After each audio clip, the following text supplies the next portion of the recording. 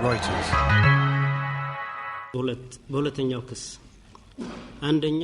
Many Ethiopians have spent a very long time waiting for this day, the sentencing on charges of genocide of former ruler Mengistu Haile Mariam. It took 12 years, but it finally happened on the 11th of January.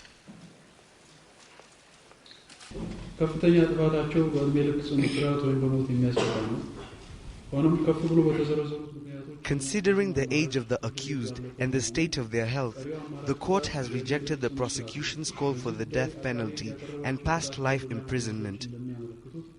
The court also decided that passing the death sentence on people who are aged and suffering from sickness could not be considered as fair, but rather as a vendetta. Malugetu Asarat, whose whole family was imprisoned by Mengistu, was disappointed by the verdict. I suffered 9 years in prison. I lost a dad while he was awaiting trial. My mother spent 15 years, my brothers and sisters 9 years. All our wealth was expropriated. So what was your expectation? My expectation was death for Mengistu Haile Mariam. We didn't get it. And I'm pretty sure that was the expectation of many Ethiopians. In the early 70s, Mengistu Haile Mariam rose to power on the back of a revolution that toppled Emperor Haile Selassie. Although Mengistu didn't lead the revolution, he rose up through the party's ranks by eliminating his rivals, starting with General Teferi Benti, who initially led the country after the revolution. The only viable institution or the social group in the country was the army to rescue the country. So we did not come by force or by weapon or by violence, or we did not plan to seek power, taking the advantage of the situation. We just invited by the entire Ethiopian people. It was very popular revolution. Mengistu championed Marxist policies that made him popular with the socialist bloc during the Cold War. But life under Mengistu was difficult for many in Ethiopia. He tolerated no opposition. A dramatic speech in Addis Ababa in 1977 was seen by many as the start of what later became known as the Red Terror, mass executions by the Derg, as Mengistu's military officials were known, with the bodies of the dead dumped on the streets. Mengistu Haile Mariam's men came to our house, to the detention place, and told us in a very, insensitive manner, that my father was summarily executed because he was found to be plotting against the government of Mengistu Haile Mariam. That was a whole load of lies, naked lies. There was no way that my father or those who were killed along with him had the desire or indeed the practicality of staging a coup or whatever plot that he may be thinking of at the time. Even after Mengistu was overthrown, bodies were still being found. In the late 90s, witnesses revealed that former Emperor Haile Selassie was buried under what had been Mengistu's personal office. A public exhumation was later ordered, and in 2000 he was given an imperial funeral.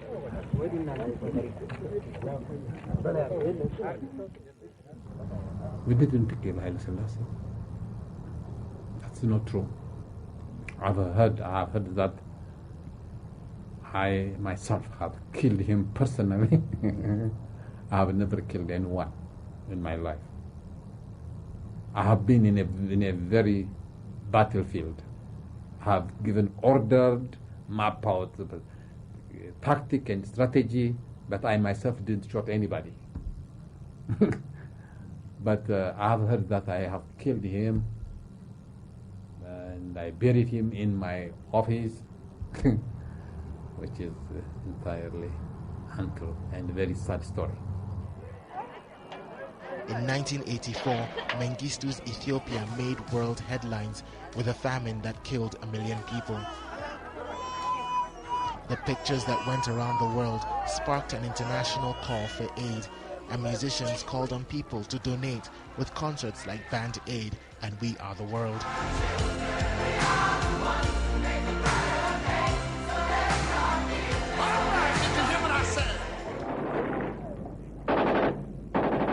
While his people starved, Mengistu was at war against Somalia and Eritrea, which at the time was still part of Ethiopia.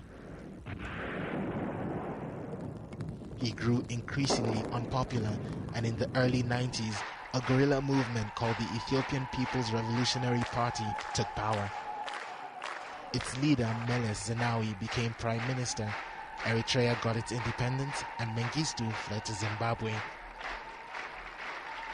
Robert Mugabe granted him asylum, and despite pressure from Ethiopia's government, Mugabe has refused to extradite him. However, other officials from Mengistu's regime who stayed in the country were not so lucky. After taking power, Meles Zenawi ordered them to face charges of mass killings. The trial started in earnest in 1994, but dragged on for years. The performance so far in terms of speeding up the process has been less than satisfactory, even from the point of view of the government. But we understand that valuable time was lost in the initial period to try to collect as much information, including forensic information, to make this trial a really effective and fair one. While the trial dragged on, a group of filmmakers came out and told their own story. The movie, The Father, was filmed and screened in Ethiopia in 2001. It was the first movie to address the horrors of the Mengistu regime.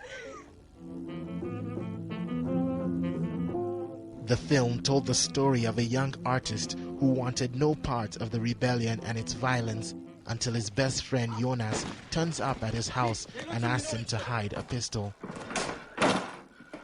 The weapon is discovered, incriminating the film's hero and sucking him into the conflict.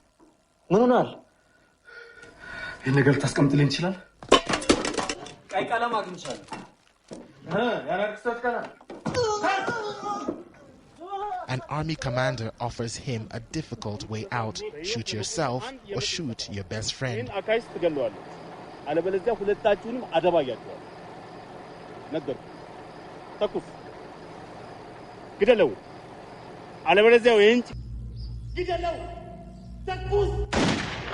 This is a very important moment of our life, of our generation. So we must be able to show what happened.